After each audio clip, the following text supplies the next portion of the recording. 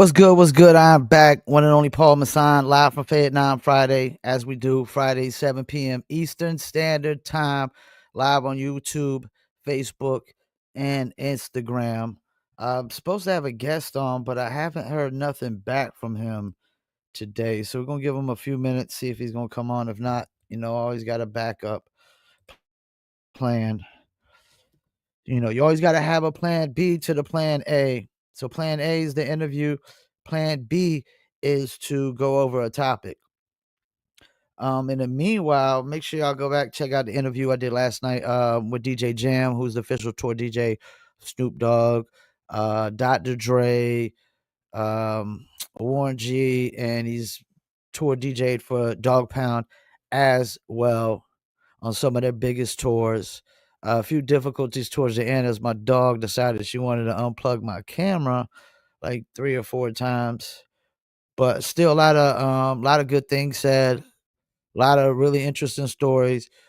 He talks about how he discovered Little Bow Wow and then kind of brought him into the fold, and how he kind of came into the fold of Snoop and Dre and everything else he's done. Also, go check out the interview I did with Bo Rock of the Dove Shack. A lot of good stuff said in there as well. Talked about interesting story with Leora Cohen about their single "Summertime in the LBC," how they didn't want to do that single, and they thought they was gonna kind of like bully him into not doing a single, but it didn't work. So definitely interesting story. Also, I did the interview with Lord Zen from the Visionaries. Go check that out as well. And we recently did an interview with B Hype, the Verbal, who was not tour DJ, but the tour hype man for Twister for about 20 years plus. And also go check out the bare knuckle interviews I've done recently. Go follow Paul Picker Podcast on YouTube, Facebook, Instagram, TikTok, Rumble, BitChute, audio podcast reviews. Always get down to Apple, Amazon, Deezer, TuneIn, Stitcher, Slacker, iHeartRadio, Player FM, and much, much more. Tomorrow I should be doing music reviews. I haven't done music reviews the last couple of weeks. It's because I just had so many interviews lately. I've been doing like 2 to 3 interviews a week, plus sales have been going up for my business as well, which is always good. And then we got Dizzle opening up in new states and cities. So got a lot of things to promote, a lot of different things to do. Let me see. Let me message him real quick, see if we good.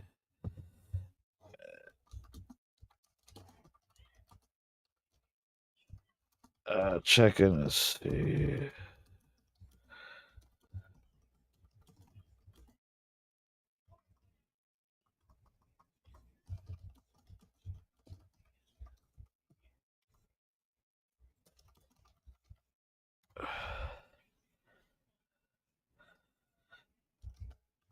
All right, let me give him a second on that. Go. Also, we got some other interviews we did previously. You should go check out as well. Michael Myers. We did Lord Digger, Davina Bussy, Artisan and Rex. Next week I'm gonna have OG Millionaire and Max Payne Shorty on as well. But a lot of dope interviews I've been doing, man. Did Q Unique, 5 Footer, Reef Hustle. So definitely go check all those out as well. And the second interview I did with Hakeem Green. All right, so I guess something came up. I don't like to make assumptions. I mean, you never know what could happen. People can get in car accidents. They could, anything could happen, man. Something could happen with their kids. So, just in case he doesn't show up, I will try to reschedule that. And I'm working on some other interviews as well here soon. So, I'm gonna play this clip. I want to screen share. I want to play this clip, and I want to go over this little topic. Where we at? Share screen. All right. I want to play that. All right. So let's add that to the stage real quick.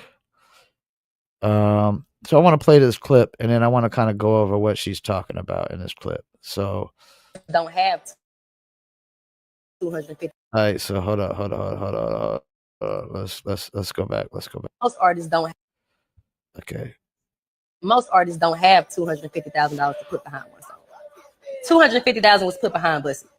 It's now multi-platinum, but that's what it costs.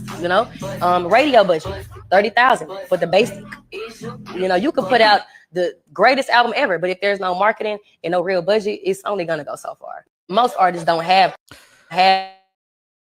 250,000. All right, so most artists don't have 250,000 to put behind a song. Okay, well, she's right about that, and she's also right about that. If you're trying to break a song into the sense of being a multi-platinum selling song, which is now based on streams typically, and then I guess digital downloads play an effect, that you got to have a serious budget. Unless you're like an underground artist, any artist that's in the mainstream, you got to break a single, and you got to make the single as big as possible. And to make it as big as possible, it's expensive. Now let's see what she said. She said 30,000 for a basic radio campaign. Basic, because you labels are spending about 50,000 up to 100,000 sometimes for radio campaigns for records. So basic is 30,000. I mean, you still got 220,000 left. So I mean, let's think about what else probably they had to spend on. Well, you got to have PR, you got to have press, so they got to have a PR. Any real good PR is probably 25,000, 50,000 minimal. I would advise for some advertising. Possibly they may spend 50,000 advertising on YouTube or Facebook and Instagram. So I mean, we only had 130,000, and we still got 120,000 to go. It could have been 50,000 for influencers. And how do I know that? Because I've paid influencers $800 to $1,000 a post before for clients. So if an influencer is charging $1,000 a post, once you pay 50 of those, that's 50,000. 50,000 gone like that. Just gone. 50 influencers charging 1,000, 50,000 gone like that. 30,000 in radio, 50,000 in ads, 50,000 in PR. I mean, you still actually got to have some money left over to travel too and do shows. Like go to South by Southwest or music festivals, or also typically when you're getting, so when you pay somebody 30,000 to do radio, right? This is typical standard of how it works. And a lot of artists don't get this. So like if you live in a certain city and you're getting radio play outside of that city, you're supposed to be inside of that city. You get radio play and going down to the radio station and trying to get an interview. You're supposed to show up with CDs, merchandise, flyers, whatever, promo items. Show up, go down to the station. Hey, yo, y'all play us 3 or 4 times a day. What's good with the interview? Get the interview. It don't stop there. After you get the interview, what do you need to be doing? You need to be asking the interviewer, or the program director of the radio station, whoever you're going through, you need to be asking them, hey, who's the big show promoters around here in the city? Okay, can you actually plug me in with them? Can you connect me with them? They need to be reaching out to these big show promoters. Let them know, like, look, we getting this many spins. We just did an interview. We getting this many spins on the station, da. Try to get a show. Try to get an opener, something. Then you got to go to another city and do the same thing, and another city and do the same thing. So yeah, 30,000 just for a minimal, basic radio national campaign. I mean, and when I was doing FM radio campaigns, mine were probably even a little bit more basic than that. Where I was only doing like charges 7,500, and I had somebody I would pay 5,500 to 6,000 to basically, work a national campaign. But that was probably only for like maybe 30 days at most, maybe 60 days, but it doesn't last that long. It doesn't last that long.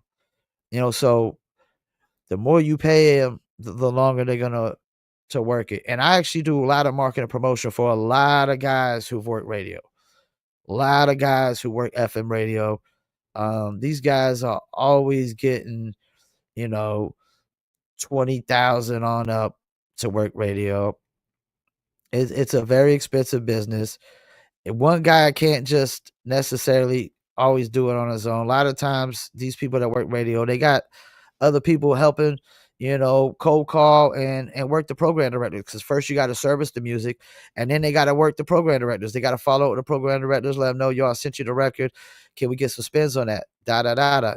And then you got to keep working them. A lot of times, you got to build relationships with them. And, after a while, once they know, oh, this guy is the guy that services a lot of dope records here, they're just going to start playing it. But you still can't get complacent. You still got to follow up with them and make sure, you know, you're doing your job. So yeah, it's a very expensive business. Nobody's getting paid $7 an hour minimum wage to work with radio. We're not talking about some minimum wage job here. We're talking about a job that has a lot of time and hours that goes into it. And you got to think these guys are working multiple records at one time most of the time. So they might have this person paying 30,000, another person paying 50,000, another person paying 20,000. But that's just starting out with just radio. That's not getting into ads. That's not getting into paying influencers. And I can tell you right now, influencers, any real influencer that has a certain amount of following and a certain amount of engagement, they're not doing nothing for free unless you're their friend. Influencers are not doing nothing for free unless you are their friend. If somebody's giving them $500,000 a post all day, every day, they're getting their $500,000 a post. And I've paid, like I said, I paid up to $1,000 for one post. After you pay 50 of those cats, bam, that's 50,000 gone, man. This is not a easy business. It's not a cheap business. There's no shortcuts. You typically got to do things across the board to find out where most of your movement's going to come from. Because some people might be popping on TikTok, but not popping on Instagram. Some people might be popping on Instagram, but not popping on TikTok. Or they might be popping on YouTube and not TikTok or Instagram, and vice versa. But a lot of money goes into this. If you talk about breaking a record to where it charts on Billboard, where you go platinum. I think she said it's multi-platinum, if I'm not mistaken. And so it means it got a lot of streams, because you got to get a lot of streams to add up to these sales. So artists like that don't got a budget like that. I mean, I know it's discouraging when you hear you need $250,000 to break a record, and you can't break a record in just 3 months no more like they used to back in the days. Like, it's like a 6 to 9 month process of breaking a record. There's a lot of artists that work records for almost a year before they blew up, because they constantly was working a record. Rumor is that Murray, during COVID, that the label that he signed to spent about 200,000 on advertising. You might as well round it up to 250,000 on advertising to break his song. And that's the thing. Now, you also got to have a hit record or a potential hit record for this to work most of the time. Like, if you don't got a hit record, I mean, you could put 250,000 behind it. It doesn't mean it's going to break. I mean, that new Cardi B record isn't doing so well. It's not charting so well, and it's not original either. Anyways, it's a remake of a Jay-Z song. So people who don't have 250,000, what would I advise you to do? What would be my advice? My advice would be there's two budgets on this planet. There's two kind of budgets in the music business. Wise man told me this. There's what you can afford and there's what you're willing to spend. Usually the people that go off of what they're willing to spend got money, but they're trying to be cheapskates and they think there's some shortcut route to, music business. Let's wait till, sales come and music promotion sells. And nah, man, like, nah, you gotta start spending, you gotta start advertising, paying influencers, paying PRs, working radio. It's a lot of things that gotta be done, man. If you want the record to be, platinum, multi-platinum, a record that's gonna get you, shows, torn, that's gonna sell your album. Because like the underground cats, they're not really like the underground, like in hip hop cats and just underground musicians, period. They're not really like in the business of breaking singles. They're in the business of like building fan base and dropping singles. All they do is drop singles, whatever it gets, it gets. And that's fine because they got a certain amount of fan base, the Ryan Leslie's of the world, the Russes of the world, the cats that are just not really mainstream artists totally. They're more underground. Those guys have a certain amount of fan base. All they got to really do is drop the records, put a little bit of promotion into it, but not a lot, and whatever it gets, it gets. I mean, Q Unique said it when I interviewed him. He does what he what he can do, like whatever budget he's got to do ads or whatever, and whatever it runs out and it get whatever it gets, because that's the name of the game in the underground. They're not in the business of breaking singles because they're not in the mainstream. Underground artists don't typically chart with singles. They might chart with albums, but they don't typically chart with singles, and so if you're an unsigned person and you ain't got even a independent artist budget like Russ or any of those cats, I mean, you got to start from somewhere, man. You gotta start from somewhere. I would recommend starting with like YouTube. Start with focusing on monetizing your YouTube. Once you get your YouTube monetized, then you'll start making revenue off of the YouTube. YouTube's going to allow you to implement your merch store in there. You can start selling more merch. Everybody that gets monetized on YouTube is able to sell more merch. Like a lot of these big podcasters are making a crazy amount of money on the merch. I mean, you look at cats like Hodges twins, the Hodge twins, or whatever their last name is. They basically giving away trucks and stuff over there. How do you think they just giving trucks away off of just podcast royalties? Nah, man, they selling a ton of merch because everything is based off of you got to buy merch on the site to get raffles tickets to, because they raffle off all the trucks and stuff. So it's always raffle. So yeah, man, these cats are killing it on the merch game, man. Because people are buying the merch to get not just the t-shirts, but they could get raffle tickets to possibly win cash and a freaking truck. Always giving away trucks, and they give away trucks with campers. They kind of do what Mr. Beast does.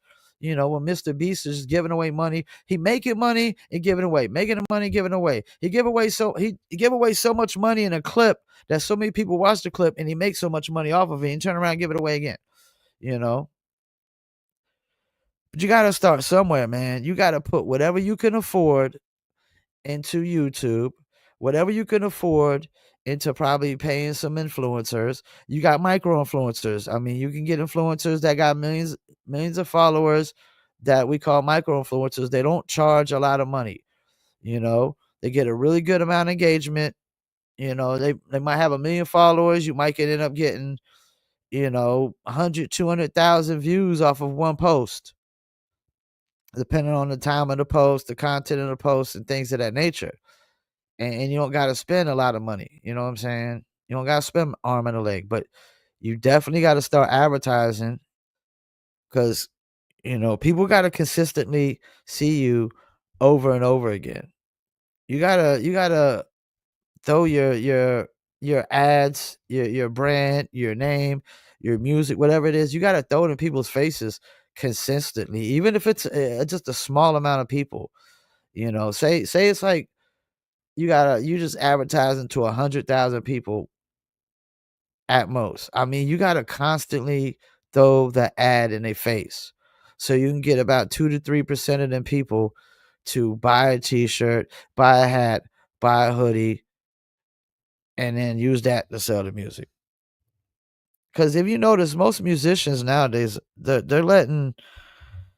becoming content creators first, and then the content creating is selling the music, or they're selling merch first, and the merch is selling the music. Not too many artists are making it like solely because of the music. It's very rare. It's very rare, man. And even like cats like Joyner Lucas, they had to spend a lot of money on advertising at some point. They spend a shit ton on touring right now. You know, this is expensive business. I mean, touring is so expensive. You go watch the video, go on YouTube, look up Joyner Lucas's manager talking about touring, how much touring costs. It's like that's why labels are ready. They're ready to start pushing AI artists, so they can save all that money on tours.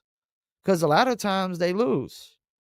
A lot of times they lose on tours because you gotta think a lot of these Spotify streams, there's a lot of bots inside of those organic numbers. Yeah, there's a lot of these guys are getting organic numbers, but they got a lot of bots in there too. So their numbers are they're they're not exact, they're wrong. So their predictions of how much an artist is gonna be selling out on a tour is gonna be miscalculated because they're not calculating in how many bot plays you got. And labels who like buy bot plays and artists who buy pop bot plays and they know how many bot plays they got, but they don't calculate that in. They don't factor that in. And that should show you why a lot of these tours be failing, that these artists don't have as many fans as they think they do or they say they do. I mean, I've been doing this since MySpace. Like when Twitter came out, people were buying Twitter followers. Every celebrity on the planet was buying Twitter followers. At first, nobody knew what that meant. Nobody knew, because everybody's advertising, hey, buy 1,000 real Twitter followers. So you thinking, hey, 1,000, it's 1,000 real Twitter followers. It was real in the sense that there were real accounts, but there were no real people behind these accounts. And I would have people all day long trying to come like, yo, man, I want to buy 1,000,000 followers this, 1,000,000 followers that. And there was a whole wave of just people buying followers, 1,000,000 followers. I want to buy, you know. So a lot of celebrities got a lot of fake followers in there. A lot of them got a lot of fake plays. Botting is always going to be here, because I mean, botting does have it does have its use. It has its use, and the use was for people to basically deceptive marketing to a sense. You see an account with 1,000,000 followers, you think, "Oh, man, they're popping. They're popping," especially if you don't got the common sense to go and check out the engagement based off of the followers, like compare engagement and compare followers. Now you do that on TikTok, they might be more likely. If they got 1,000,000 followers and they're not getting a lot of views, they're probably shadow banned. But and it could be the same for other sites as well. But you go on like Instagram, you got 1,000,000 followers and you see they're only getting like less than 1,000 plays and views. They're definitely probably a lot of fake followers going on there. A lot of bots. We know that politicians use bots. Politicians use bots. Politicians use bot accounts to make stuff look popular when it's not as popular as it claims to be. So politicians use bots, celebrities use bots, regular people use bots.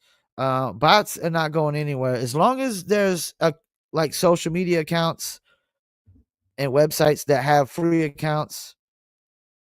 There's always gonna be bots because free accounts are easier for them to do bots because free accounts, with free accounts you can just create. They can create a like.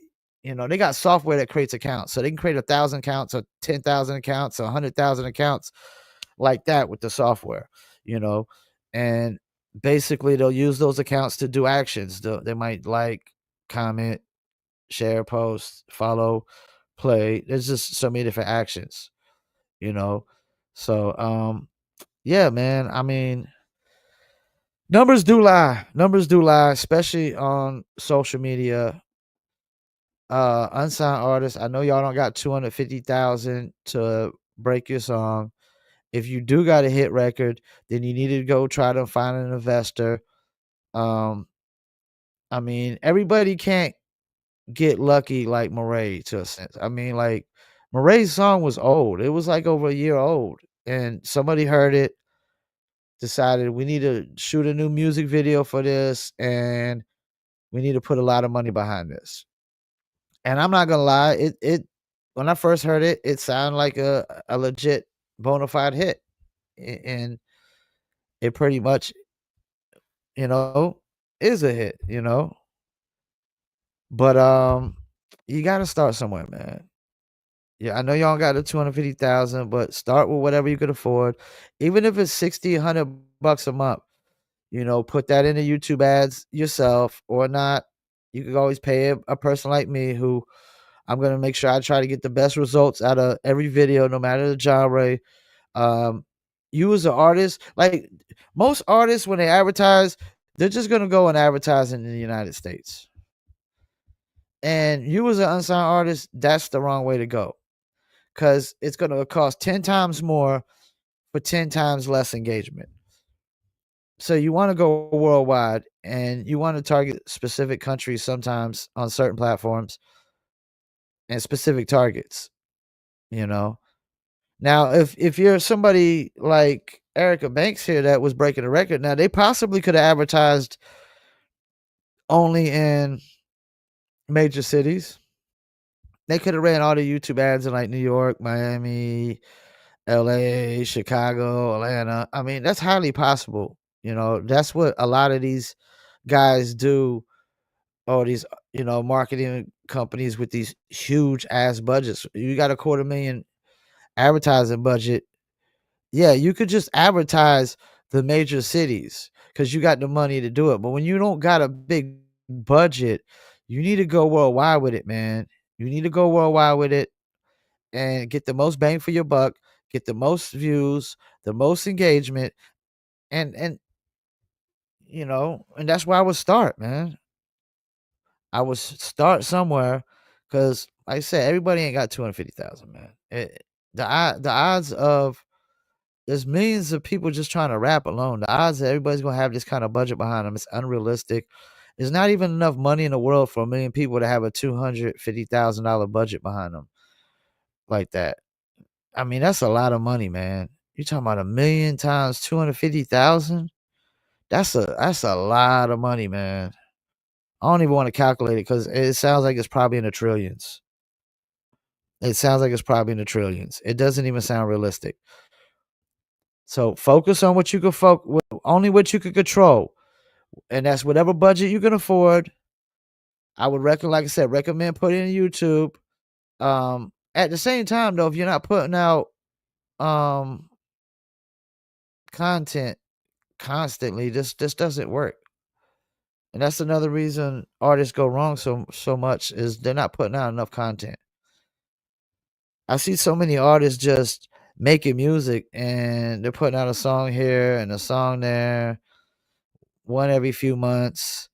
Um, they're not putting out no content in between that. Like your music can't be your only content nowadays. I repeat, music can't be your only content nowadays. You need other content as well, man. You really do. I don't care if you want to be the guy who does food reviews, if you guy want to do movie reviews, if you the guy who wants to do dances, whatever, man. You the artsy guy. It find something, man. Some kind of lip sync your own songs. I don't care if you want to lip sync other people's songs. You need to constantly put out content, man. You're not. That's the thing. There's so much content out there, man. Now, if that's really the way to combat the fact if you don't got a lot of money. If you don't got a lot of money, you need to put out a lot of content. If you got a lot of money, you could just focus on one piece of content. which could be your single. If you got when you got 250,000, when you only got $250, no, man, you need to be pumping out a lot of content, yo. A lot of content. You need to stay in people's faces. You need to cram everything down their throat, man. Everything. Your brand, your name, your merchandise, your music, everything, cram it down their throat. Constantly see it every single day. You. I mean, because you got 60,000 songs being uploaded every day on Spotify and Apple and all that. That's not counting how many pieces of content is being uploaded every day. And I can tell you right now, man, an artist without social media nowadays, without social media,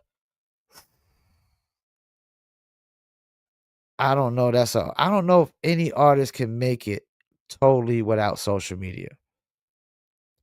I mean, you gotta have some kind of platform. I mean, you gotta have something. Maybe you could do it with just Bandcamp, maybe just with Bandcamp. I don't know. It's possible, probably. Anything's possible. But every artist has somewhere to reach their fans. And typically social media is just the quickest, easiest way to reach their fans. You might have some independent musicians that are torn heavy and might only have one big platform. But that one big platform is that platform that is their bread and butter to reach their fans, whether it's just YouTube or just TikTok or Instagram. And for some artists, like a lot of major artists, it's all of it. It's Instagram, it's TikTok, it's YouTube, it's Facebook, it's all of it, you know. It's all of it. I mean, it's just the quickest way to get the word out. And because most musicians don't build email databases, they don't build text message databases, they don't understand the importance of that. Email, like Jordan Lucas has got a email text message database. Every time Jordan Lucas drops, you get the email, you get the text message, and social media on top. Posted to social media, Facebook, posted to Twitter, posted to Instagram. But yeah, 250,000 is a lot. Most artists are never gonna have that much money. You got to start from somewhere. I would recommend starting with building your YouTube, get that monetized. Once you get that monetized, you're able to add your merch store and you start making money off of the merch and that, then start putting, you know, a lot of money into the something else. Maybe going to Instagram or Facebook. You could do Instagram and Facebook at the same time, so that's always a plus, you know. And but when you get into the influencer marketing of things, I mean, really start getting the big influencers that got the just immense influence. I mean, you're gonna be spending thousands. You're gonna be spending thousands, you know.